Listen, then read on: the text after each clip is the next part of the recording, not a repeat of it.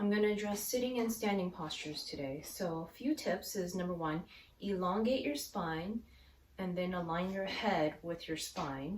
Oftentimes, because of our device use these days, people easily kind of curve this way and their head goes forward along with their shoulder. So elongate that spine, line up the head with the spine, keep the chest open, and also allow the pelvis to slightly tilt forward. When you elongate your spine, your pelvis naturally tilts forward slightly. And if you have trouble with any of these aspects, for example, you're having a hard time opening up your shoulders and allowing them to come back, or you're having a hard time with getting the pelvis tilted slightly forward because you're feeling adhesions or just areas that are hard with your muscles that you're having hard time with your range of motion, then I want you to look up stretching and self-release of certain areas of your problem areas on my videos to help you get that range back so you can better improve your sitting and standing postures. And the reason why this is important is because if you don't improve your posture in these areas, then you can start wearing down your joints, overusing your muscles and causing issues, common issues such as, carpal tunnel, thoracic outlet, numbness, tingling, shooting pains, thumb issues, all of that when you have poor posture. Because let me show you what happens when you have poor posture and you're doing things and you're not involving the rest of your body. Look, I'm just using my arms and the small muscles a lot. Whereas if I have good posture, then I'm able to utilize the rest of my body easier without hurting myself. Okay, so with standing activities, having those four aspects and then having your legs about hip width apart, feet slightly staggered, so one foot slightly in front of the other, and then bending at your hips if you need to do any reaching, bending at your hips so that your bottom comes out a little bit, so that you're reaching and doing things, involving your body, bigger muscles, more joints, the bigger joints, more than the smaller joint and the small muscles to decrease repetitive stress injuries, all right? And with sitting, this is how you do sitting. With sitting, what you wanna do is to make sure you have a seat where your hips are slightly higher than your knees. And that is important because it helps you have your pelvis slightly tilted forward.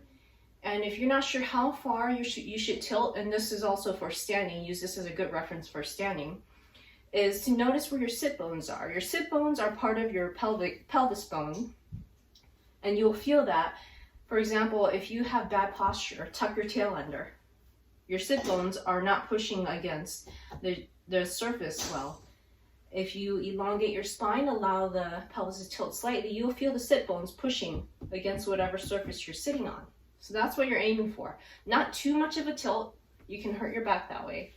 Just a slight tilt so that you're pushing against the surface, okay? And same thing with standing, your feet slightly staggered, at least hip width apart, one foot slightly staggered in front of the other, and then switch once in a while. You don't want to keep one foot in front of the other all the time, or the same foot slightly staggered in front of the other, just a few inches, and switch it once in a while. And what this does is it allows you, again, to be able to be dynamic, more dynamic throughout the body, using the whole body versus just reaching with your arms and doing things with your arms. You want to involve your entire body as much as possible whenever you're doing any activity.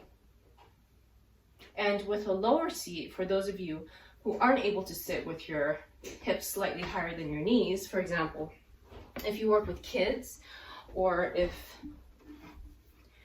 you work with kids or you have to sit on the floor, one thing you can do is have your legs at least hip width apart or wider, your knees slightly bent, and this will allow your pelvis to be slightly tilted forward, and then you can maintain that good posture and keep your entire body, or as much as your body, in movement and function as much as possible.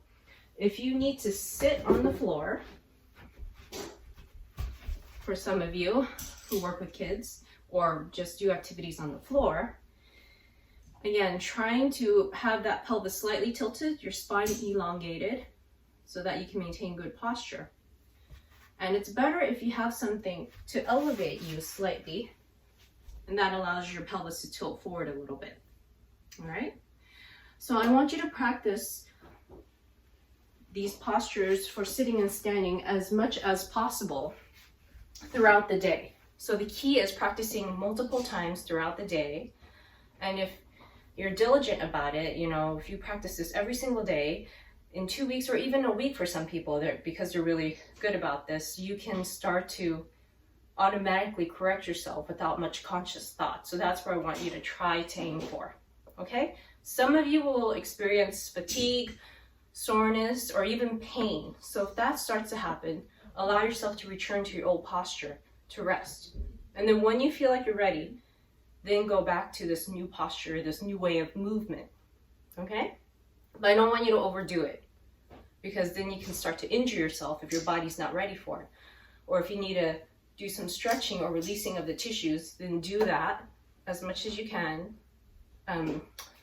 each day until you're able to get the good posture going, okay? So that is what I recommend.